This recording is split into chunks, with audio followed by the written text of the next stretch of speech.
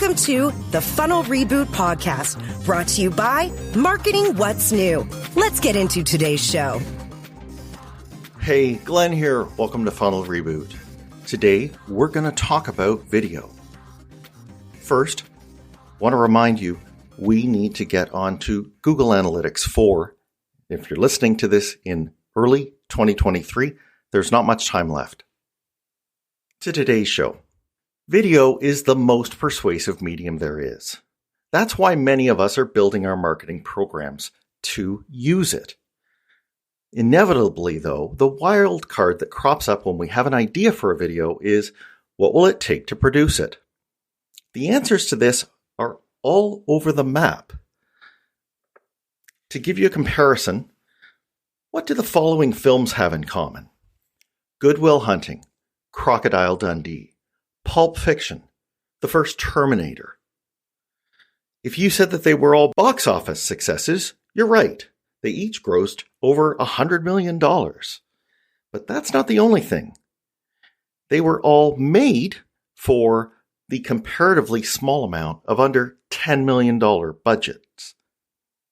In fact, there's even a few others that were made for under $1 million, like the original Rocky and Mad Max and the Blair Witch Project. And nobody's going to argue that they didn't have compelling messages. So how much production value a video or a movie takes is really as much as is needed for it to produce your desired results. Clearly, the impact of a video isn't always reflective of the amount spent on it. And yet there are clever ways to use spend in producing videos, and we're going to hear about them from our guest, who started MultiVision Digital, a video production agency in 2010, and has made over 1,200 videos for every business objective. We're going to hear from him on other questions as well that you need to know for planning, producing, and distributing videos. Join me as we talk to Robert Weiss. I'm really glad to welcome Robert Weiss. Welcome to the show, Robert. Thank you. Thank you very much, and glad to be here. And I'm always excited to talk about video when someone wants to listen. And that is exactly what we're talking about. And let's, I'm going to hit it directly here. You and I, neither of us are exactly, young, fresh out of school guys. Mm-hmm. So we both have experience in B2B, going back 10, 15, maybe 20 years.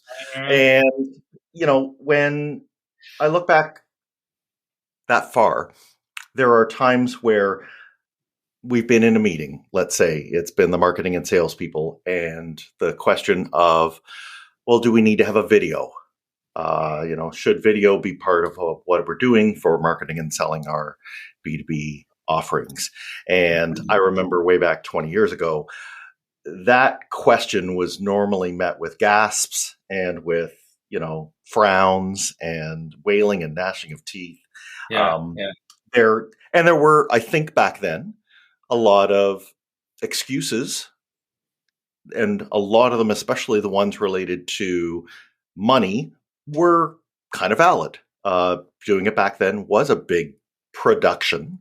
But those excuses have, if we think about it, we think about how we're no longer carrying around those shoulder-mounted video cameras, if we don't, have to worry about those, little cassette decks, if we don't have to think about where this information is going to be stored or how you're going to possibly move it on the internet. Like, all of that has just evaporated. And along with it, a lot of the excuses for why you shouldn't do it have evaporated. I'd like to know, are there any legit excuses left for why we shouldn't do video? No. End of podcast. Go do it. But if I could just kind of back up to that, one of the things that always made me chuckle back in those days was somebody would say, well, if they wanted to see us, they would just drop by our offices. Mm-hmm. And sales often thought of it that way. Well, if I could just get physically in the same place with the prospect, everything magically will be solved. Well, but that's not how life happens. And so, I mean, wouldn't you agree that video actually should insert itself into a part of the process for any of that later stuff to actually happen? I mean, again, the answer is yes. And I was being a very bad podcast guest just by saying no, but I was kind of joking. But let me unpack some of the things that you talked about. And, you were saying 20 years ago, cost was an issue and people are going, ugh, and they're still that way now, 20 years, 25 years later. People still have an impression of video of either A, being something that is Madison Avenue expensive on TV, Saving Private Ryan expensive, or, oh, I got the guy that shot my cousin's wedding that is a wedding videographer I can get for super cheap. And that, when I started my business 12 years ago, that was the impression. Things have changed a little bit. We're that middle market, that business quality value, where if you think websites, you can get a website for cheap, you can get a website for True. $5,000, $10,000, 20, 30, 50, whatever. Yeah. Same thing with any service out there.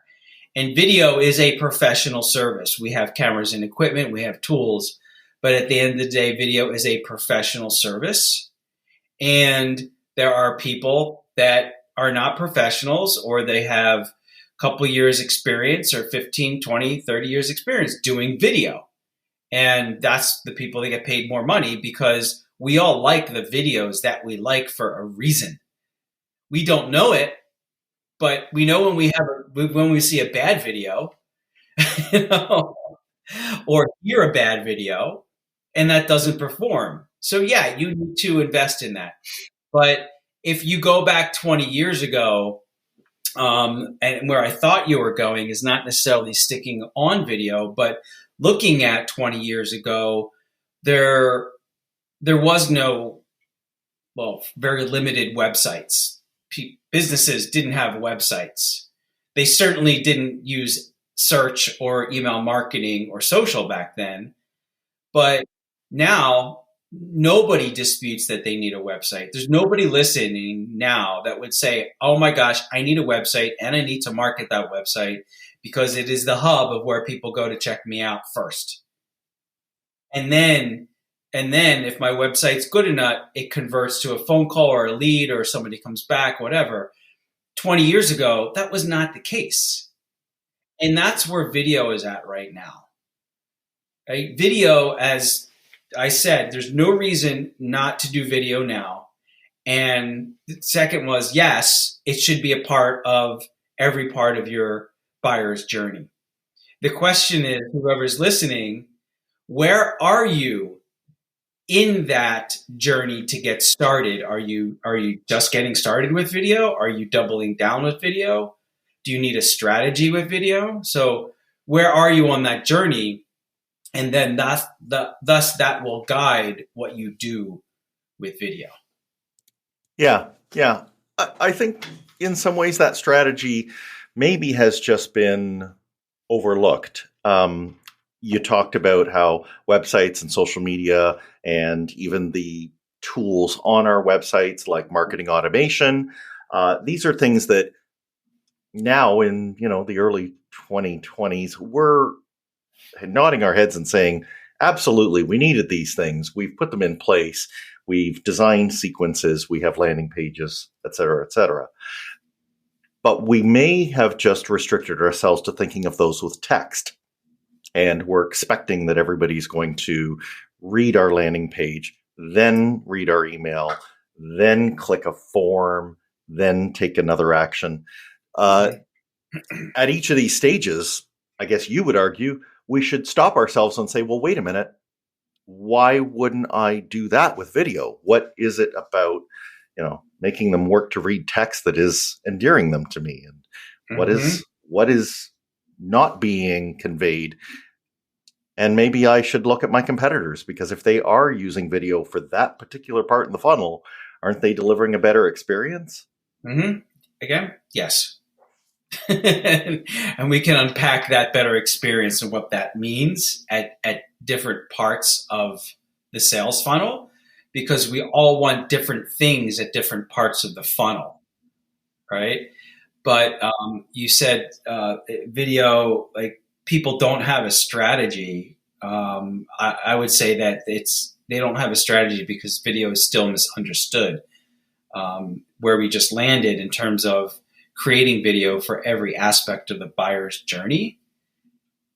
People do that with content now. It just, for some reason, I don't know why, it doesn't compute when they think video.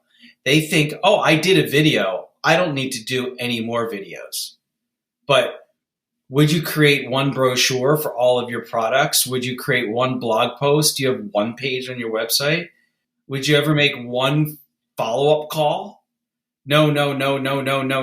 But why do you think that one video solves the world's problems and gives you everything that you need?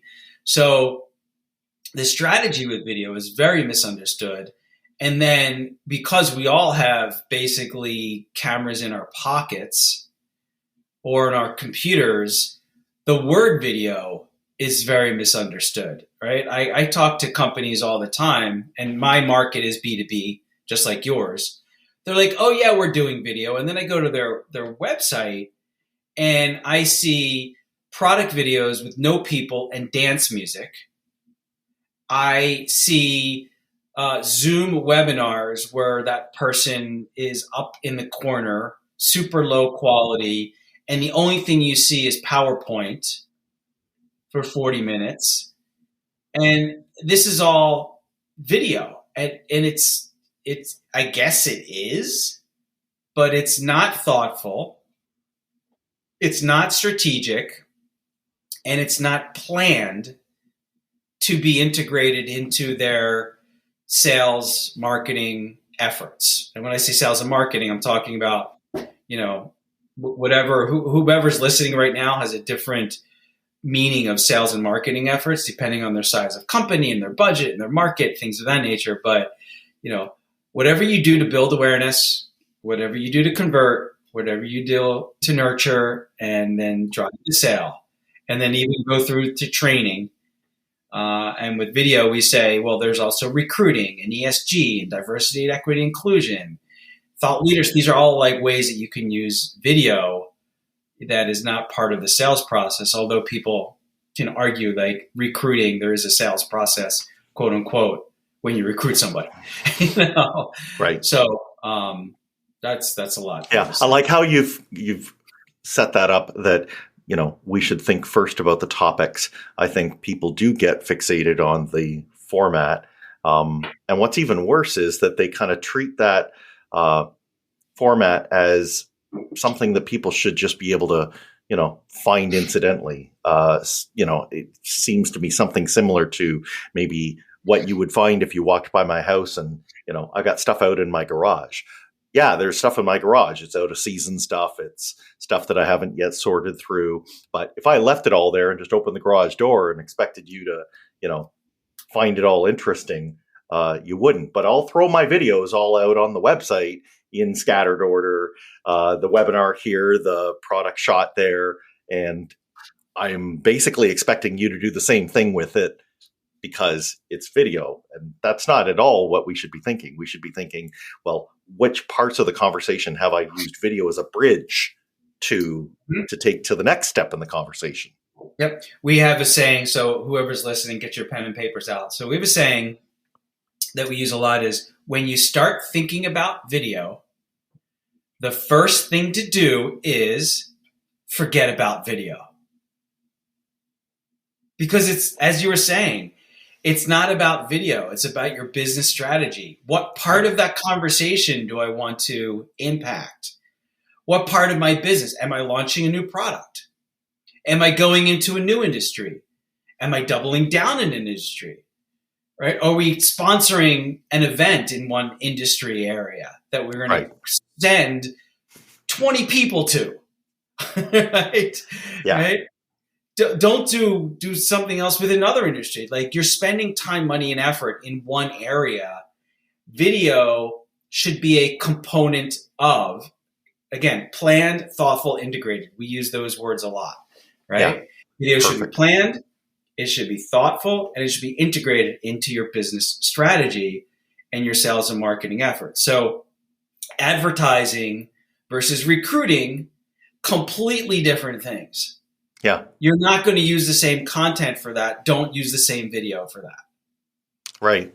And I don't have to have things that I happen to look at and say, oh, that would make an interesting, composite for a video shot. People may be in factories or in, other places where there's clearly events happening. We can think of that for video, but you're telling us, that you're missing the boat if that's all you're thinking about. Like if you do a service, a professional service that literally cannot be seen, right? Except for maybe people meeting and talking. But that, if there's something about that your prospect wants to know, that should be a video. And you'll figure out how to put it on the screen, but first figure out what you have to say. Mm-hmm. Exactly. And professional service, i.e. lawyer or accountant. Right. Okay. Just as video worthy as the events manager. Oh my gosh, huge lead, because the lawyer and the accountant are the product. Right. Right? They are the product. And what are you, as a consumer, business consumer of those services, you need to know, like, and trust that person. And what better way to know, like, and trust before you spend more time face-to-face or a Zoom call with that person than watching video of that person. That's why way back when everybody spent time, money, and effort putting pictures of themselves on their website. Right. To build that there's a picture of Glenn. Oh, Glenn's so nice. Got a great smile. Now it's video, and not just one video, but many videos of your expertise, because every single subject has multiple,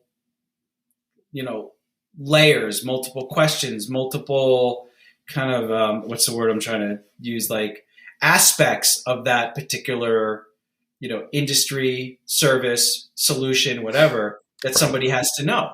Right. There's also, if they are the person who would be delivering the offering, there's got to be stuff that comes across in a video that wouldn't make it through in things they have written or other media. Their facial expressions, nonverbal cues, their voice, their inflection, just their reaction to things. These, we can't underrate how much, for a buyer, these actually form the entire picture of what's going to facilitate their decision.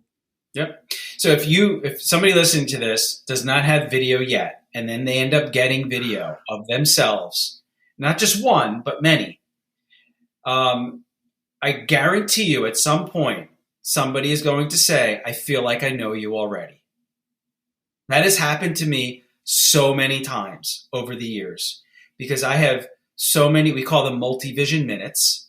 It's our thought leadership series that we do in terms of, what are the questions that people want to know about video? How much does a video cost? What's the best kind of video to do? How long should a video be? How do I get the most out of my budget? And probably 20 to 50 more that we've done over the years, maybe even 100. I don't know, a lot. But the point is that they're of me, and they're a minute to 2 minutes long. And I have, I'm clean shaved. I have longer hair. I have short hair. I'm in a t-shirt. I'm in a button down. I'm in a sports jacket. They watch 2 or 3 or 4 of these videos over time, not just at the beginning, but then as they're evaluating us, I will send some of these as sales tools instead of brochures, and they'll see me again. And again, I've heard this so many times over the years. I feel like I know you already. How impactful is that to anybody who does B2B here? Whether it's a service only, or you're selling something, but you still need to build that know, like, and trust factor. Not just of you, but maybe your organization at large. So again, if you're a marketing person listening to this, like you want to get the service people, your technical people, your engineers, the people that support your sales team that really drive home that credibility factor for your organization. Those are the people that you want on camera and talking about the things that they talk about every single day of the week. Every day of the week. I want to pick up on that because you talked earlier about the, Saving Private Ryan and the whole Hollywood approach to it. There is an important aspect of this where you're just seeing real people. Maybe, you might be seeing them on their best day, but maybe you're even just seeing them on an average day, or you're seeing them as they described a service problem that they resolved, or you're seeing multiple people within the organization. Mm-hmm. That, again, the way human psychology works, the buyer will be able to determine whether that is real. And the reality of that, even if it doesn't have all the sheen that a professional movie has, the person who's interested in being part of that experience, buying into it, will trade it up, and they'll take that reality for something that, another part of their mind knows. Yeah, I go and I watch that in the theater and that's all good and everything, but that's fake. This is real. Yeah. I think that is when I'm listening to that, I think that actually might be part of the adoption of video, or the lack of adoptions, because people have that expectation in mind when they go to the theater or they watch TV. I mean, that's just video, 2.5 hour video at the end of the day, right? Yep. Highly invested in. But business video is different. Like, business video has to be real, and it's okay if you stutter or are not perfect, or pause or look away a little bit. And in fact, when we edit, I want my clients to mess up on camera, right? You want that authenticity. Now, exactly. Authenticity. Yeah. Because you're in front of people, there's a methodology called don't stop that we try to instill. So when you're in front of people at a trade show or on a Zoom call, face to face, you don't stop. You don't know what you're going to say. You don't know what questions, and you are a professional. You answer those things. Video is a little bit different, where we're planning for those questions, right? So we know what you're going to say, but you want to get into that don't stop mentality to be real and be authentic, and that's what people are buying.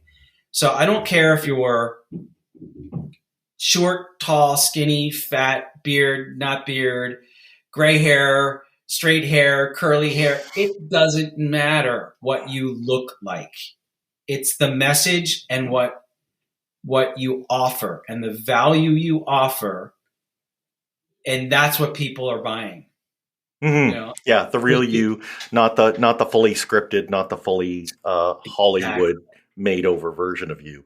I love that. And I want to talk a little bit more about the planning. Go ahead. Yeah, let me double down on that, because I can hear people saying like, oh, well, I don't like being on camera, or, that's not me. It is you, because you do it every single day of the week. You just don't do it on camera.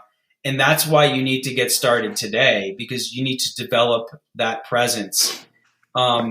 I was not good on camera the first time. I mean, if I look at my first series of videos, like, I sucked, and I still might suck, but I've developed my own presence, and I know who I am on camera now because I've been doing it for 10 years. So, yes, you just need to get started and understand. And also, when you understand that the video production process, you understand the editing process, and that helps out a lot. Because if you mess up, you can just stop and start over again. Yes. Yeah, it's got the best of both, right? We don't have to be fully scripted, but we also don't have to do everything in a single take. I want to talk a little bit more about that planning and the editing and other processes. But before we do that, we're going to take a really quick break. I'm taking a moment talking about how you're managing in the world of GA4. To me, the new Google Analytics is more than just an interface. Its capabilities open up our entire funnel for analytical insights and for activating our marketing data. Now, most of you have installed GA4. That's great. To do this takes a bit more effort than that because you must configure GA4 with Google Cloud components, takes BigQuery, Looker Studio, services that API data back and forth, etc. And that's why I'm holding GA Fast Forward in-person events to do this over 2 days with people. A group of us work together to implement this new stack using our own company's marketing data. We come away with ready-made dashboards and AI-built audiences that we can leverage in our Google Ads. These workshops are running in Eastern Canada and across New York State, and soon in Pennsylvania and Massachusetts too. You can go now and see all the details by going to gafastforward.com, either with the number 4 in fast forward or all spelled out. Let's get back to the show.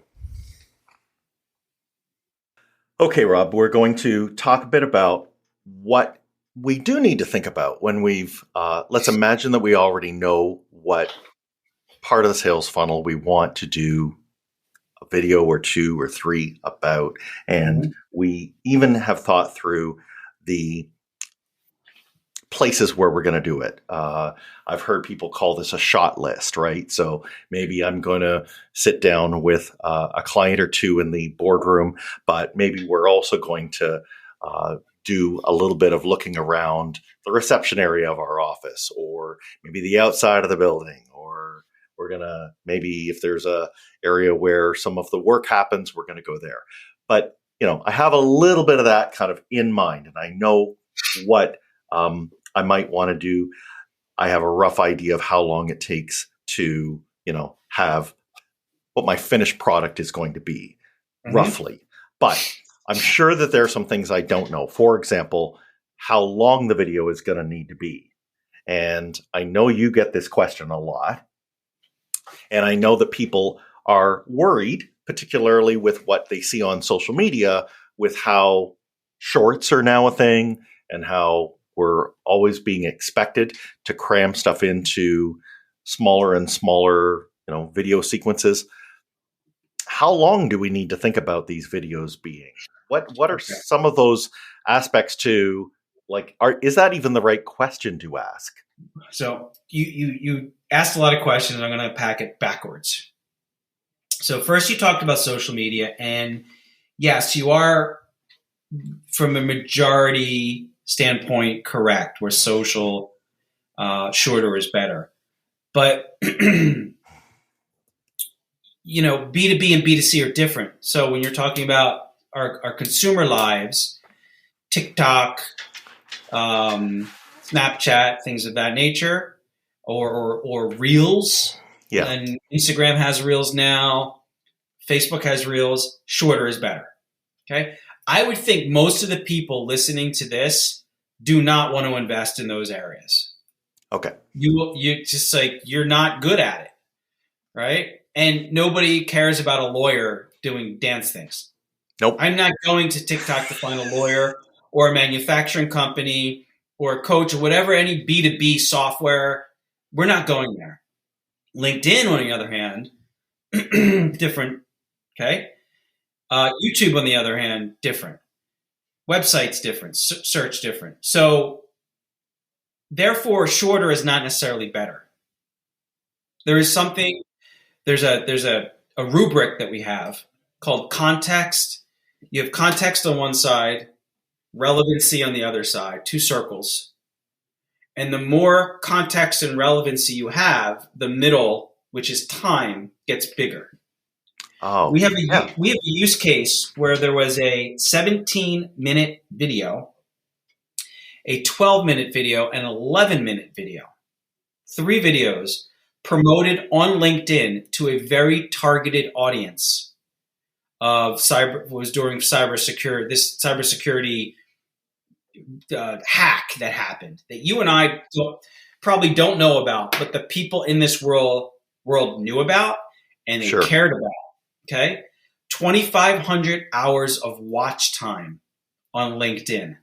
Some of these 17-minute videos were watched on its entirety. You would never, ever think that. That totally breaks the mold in terms of what we think, right?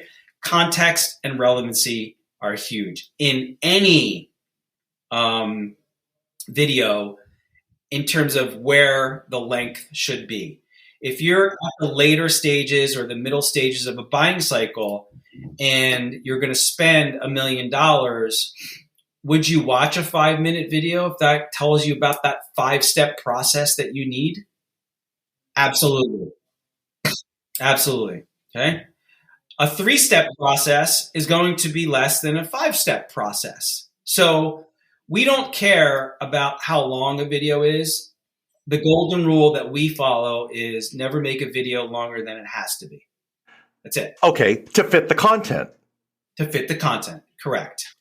Right. Yeah. And if we have too much content, then we move that to a second video. Right. People which has a different doorway to get into. Right. Sure. Sure. And we're moving down the funnel, right? So as I'm getting deeper into this relevancy and context, I, as a buyer, am willing to spend more of my time because you have clearly shown me that my time is well spent with you. Exactly. Yeah. Yep. Exactly. So again, simple. that 5-step process, what's the alternatives? Somebody's going to have to read.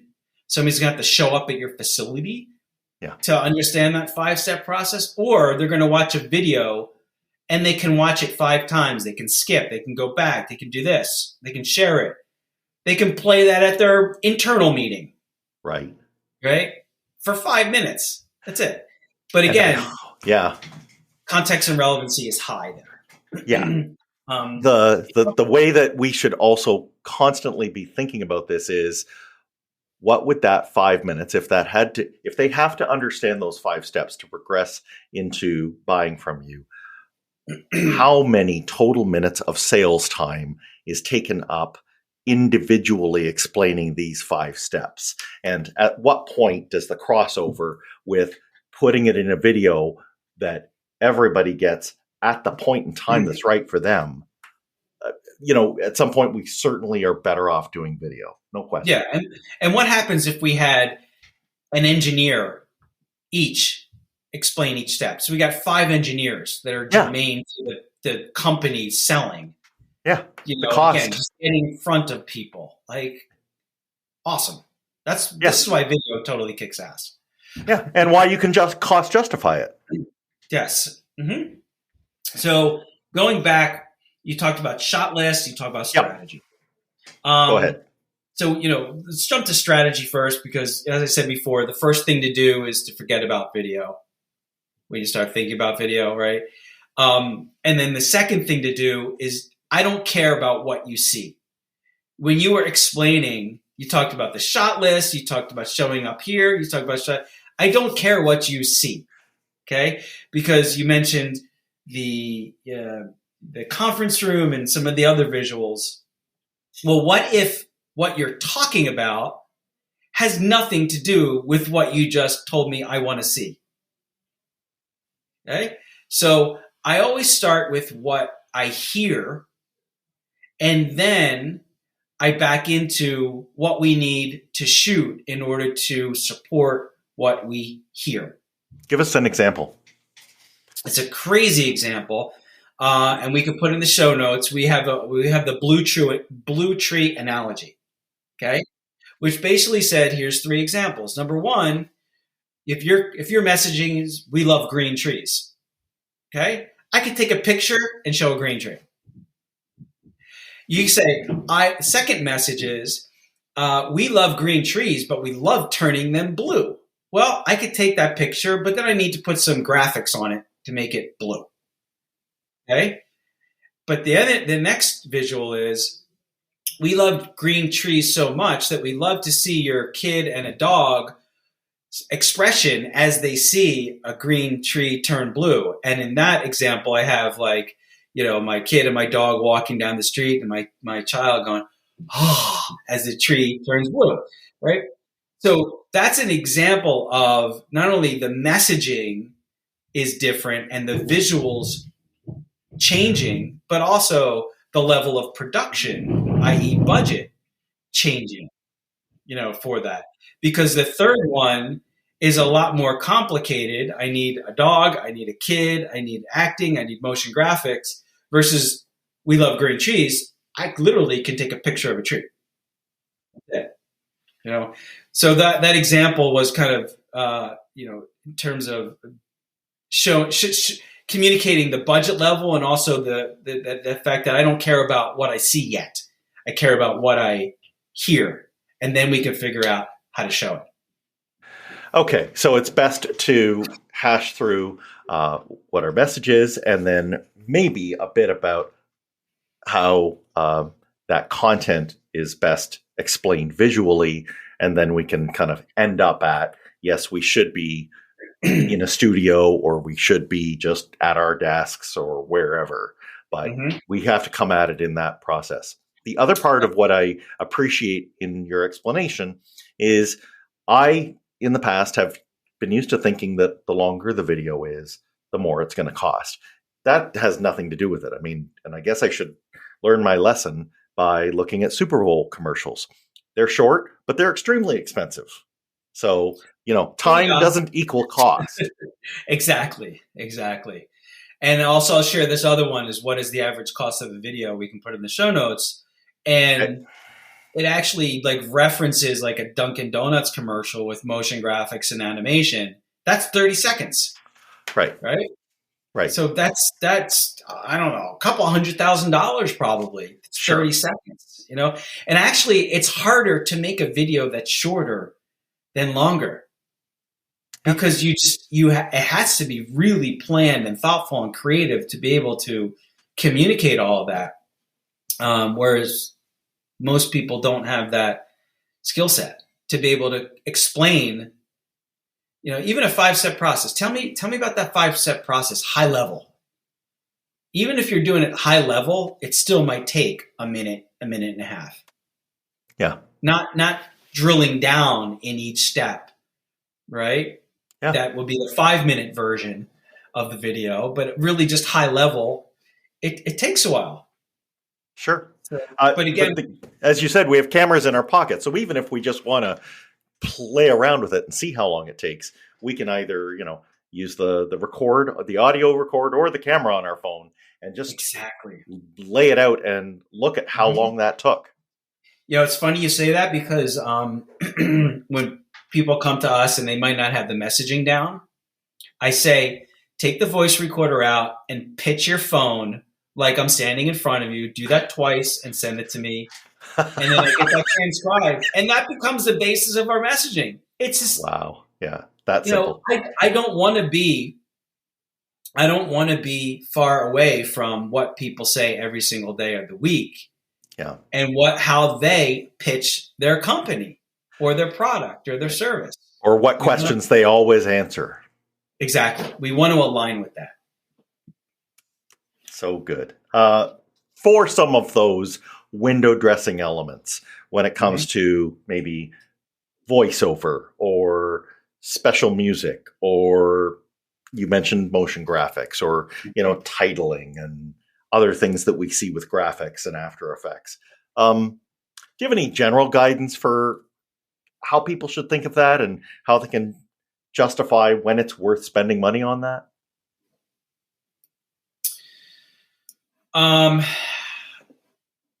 That's hard because everybody's different. Again, everybody's at a different stage of adopting.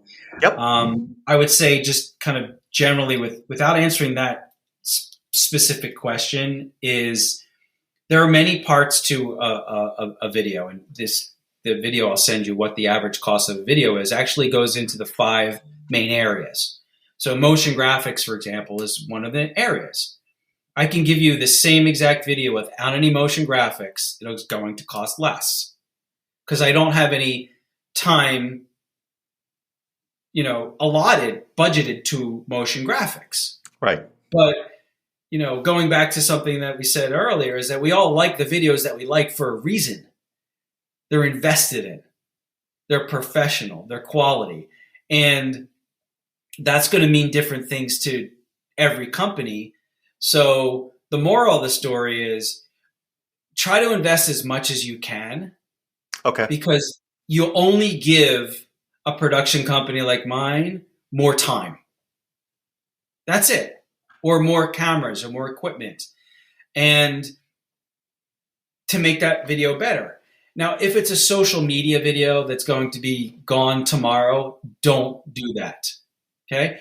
But if it's an evergreen piece of content, like that 5-step process that's not going to change in 7 years to 10 years, it makes sense to invest in that now. The second part of that puzzle is, in many cases, this is not a ubiquitous statement, but in many cases, you can have a production company come into your office and get multiple videos out of the production. So any motion graphics that you do for lower thirds or intro logos, those can be amortized over the course of many videos. Okay, so batch thinking. Batch production. Yes, exactly. Right. So those are ways that, you might spend a little bit more, but the value that you're getting out of it is huge. And most of these videos is something that, again, a lot of people don't think about. Most of the videos that B2B organizations create are evergreen because that question that they're getting asked, the product or service, is not going to significantly change for a long time. And we did a video for an organization probably 4, maybe even 5 years ago now. The technology was 60, 70 years old. Technology has not changed much. And guess what? They're still using those videos every day. Good. In the sales process. And they're on their site and they drive search because the core technology has not changed. So invest wisely. Yeah. And I guess the point that I'll underline when you say you're giving a company more time, like a video company, the things that they can look for that you don't have an eye for, and I will mention editing being one of them. If you give them more time to do that in the form of budget, there will be things that make that video even better by what they have taken out. And that takes me a little while to get my head wrapped around. But as you said earlier, people know what they like. And sometimes we don't know why we like what we like, but there's something about that high impact, well edited final piece that will beat what I can do on my phone. There just is. It's kind of intangible, but you have when you see it. Yes, and let's not forget the shooting aspect of that, because again, we all like what we see. The phone here, there's tools, there's equipment, there's seniority levels. Like somebody that is a couple of years out of school just doesn't have the expertise of using lots of cameras and equipments and the skill sets of just hours of being on set or on location to get the shots that we need, right? Yeah. So again, if you have X amount of dollars, I'm going to give you a junior person or a senior person, and guess which video you would probably like more, everything being equal. Yeah. Probably the senior person. Well, but I like what you said about, it's true. or even just more roles. So you mentioned, if we start to imagine what goes on at the higher end of the curve, it's more cameras, it's more people. And let us never forget, and I think anybody who's gone through, let's say, a small home renovation goes, the fact is that there are multiple roles on a project like a video or a kitchen reno. And if you are trying to do it smaller, what you realize you're doing is you're just giving the same people more and more roles. So, if you try and do that kitchen reno yourself, you are the contractor, you're the project manager, you're the financier, you're the client, right? You're all of them. And the same goes true in video. So I think it has to be better when you start to spend a little bit more and you get a person who is, let's say, a director, or who is the person looking after the project of making that video, the person who's responsible for the editing of that video, just having different roles. You can't tell me that that isn't, better than if you've got a jack of all trades doing them all. Mm-hmm. Correct. Yeah. It's like any business, right? Right. When you think about it, any business. What do you think about repurposing video that we've already shot? Are there ways that we can take something that's long and maybe break out little pieces of it? Are you a fan of trying to make videos get longer shelf life? 1,000%. Going backwards, if it's not planned, if it's not thoughtful, and it's not planned to be integrated into those multi-purpose channels, then maybe not. Right? Okay. Again, so it's iffy. Planned. So what you want to do is, when you're strategizing at the very, very beginning, you're thinking about, okay, how can I get the video that I need, but then also carve out different things, which may not be a carve out of that specific video, but it could be another ancillary video or derivative video from the shoot itself that you're going to want to multi-purpose. So you're not just multi-purposing the video, you're multi-purposing the shoot. But when it goes to one video, we have something called a video first strategy, which basically says that you take that video and you plan to derive different pieces of content, like blog posts, email, social posts from that. Right. If you're doing 3 or 4 videos around a topic, press releases, right? So there's a lot of things that you can do, sequences, right? There's a lot of things that you can do with that content, because video is just content. That's all it is. But you need to be thoughtful in that, and you need to plan for it. Don't just be like, oh, we're just going to carve stuff out, these snippets. Right. Like, it may work, but it might not. So that would be as simple a guess as if I'm already sitting in front of the camera and I'm doing 5-step processes.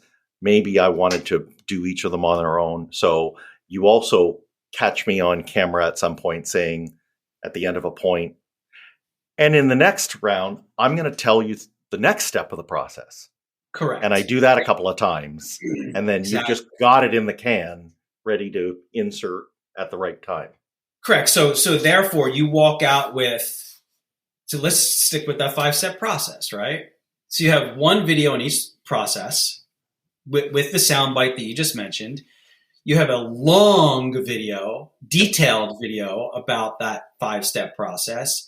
And then you have a short, kind of high level. So you're walking out 5, 6, 7 videos out of that rather than one, right? Yeah. That's a way to really multi-purpose, be strategic, be thoughtful, and create content that fits a business objective and gives many doorways for somebody to go in to start interacting with you. Because maybe they're searching for door number 3. Right. They don't even know that there's steps before that and after that. Right. But you can use it. And I think the thing that we kind of get tripped up on is we're not imaginative enough when we're sitting and making it. But, I like to think that we're almost like Marty McFly with the DeLorean, that when this video is going to be out, it can be in any order with anything coming before or after it. So, you can play with time. Yeah. I mean, again, it kind of depends. I'm thinking about the planned, thoughtful aspect of it. Sure. So, that's my, I don't know, maybe I'm a little bit too stringent in that, but I'm sure there's use cases where it can be played anywhere, anytime, and out of order or whatever. And you need to be open to it, right? You need to think, okay, maybe it worked, maybe it won't work, but I need to at least try it because we're in try marketing. it. Give it a whirl, or at least put down on paper that I might want to do it this way. I guess that takes us to one of the last ones, which is editing, because editing is great because those things that we thought were going to work but don't work, they never have to see the light of day. And I guess one question for you is, do you think that a person who's, let's say, the talking head on the video, or let's say the marketing person who's responsible for getting this video done, should they have any role or have any input into editing, or is that really best left to people who do this for a living? They should definitely have some input in editing. Okay. Right. I can tell you where we get their input from an editing standpoint. Yeah. Is in the very beginning, before we even shoot. Okay. Right. Okay? Right. That shot list, the storyboard, the messaging. Okay. Again, I don't care about what I see. I can change almost anything about what I see, but is what I hear accurate? And when we send out our previews, we actually tell our clients that don't watch it. And we're right, but it's video. We know. Don't watch it. Listen to it, because if it sounds good, we can change what we see. And so the first step in getting feedback is in the very beginning before we shoot. Right. And then when we send that preview, obviously we want feedback then, but that preview in most cases is anywhere between 70 to 90% exactly what the client wanted from a messaging standpoint. Right. And we can change. If you don't want something blue, we can change that to red. That's easy. Right. Yeah. You totally get that. So you're saying in the editing process, you are working hard to make sure that the story or the progression that happens, right, that the message comes across. I guess if I looked at the extreme opposite example where somebody's only concerned about all the beautiful effects, we might end up with something that looks like the high school AV club made it, right? So it's like a salad of different things, but it means nothing. Mm-hmm. It's just interesting visuals one after another. So You're right. Focus first on what's heard and what gets across. And if that's right, now we can tweak what you actually see. Now we might be able to put some B-roll over top of a part where it looks a little less interesting. Quick silly example. You're like, every new client that signs up for a video, we give them a new car, right? So imagine if I'm saying that and I show a picture of a Ford Focus, and the client comes back, no, we don't give Ford Focus, we give Corvettes out. Right. That's easy to change. But the message is every new client that signs up, we give a new car. That's there. For me to change a picture of a Ford Focus to a Corvette, so easy to do. Excellent point. Yeah, that nails it. I have to ask one last question on this, Rob, and that is, if we go back 12 years now to the types of things that you were doing and your particular outlook on life, what would you say it was about video, even back then, that meant so much to you that you felt you should be creating a company that specializes in it? So when I got into the internet, back in the heyday, and I was selling websites before people had websites, and selling email marketing. So I saw the adoption of digital marketing tactics and technologies, and that's why I started a video company with zero experience in video. Like, I didn't have any experience in video before I did this. Now, 12 years later, we've done 1,300 videos. Great clients, great crew.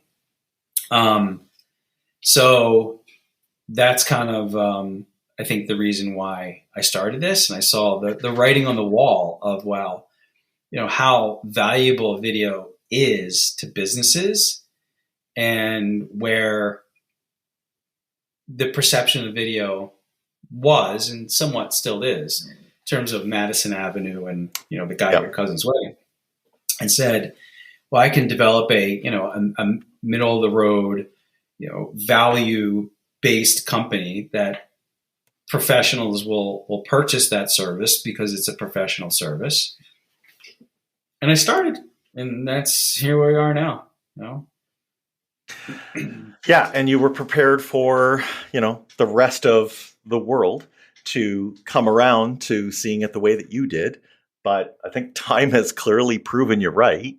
And the fact that we have, we don't even see it now, but broadband and hosting services and all of this other stuff that takes the plumbing aspects out of video and just lets us focus on actually, as you say, the fundamentals, the messaging, the marketing, right? That the whole reason we're trying to do this.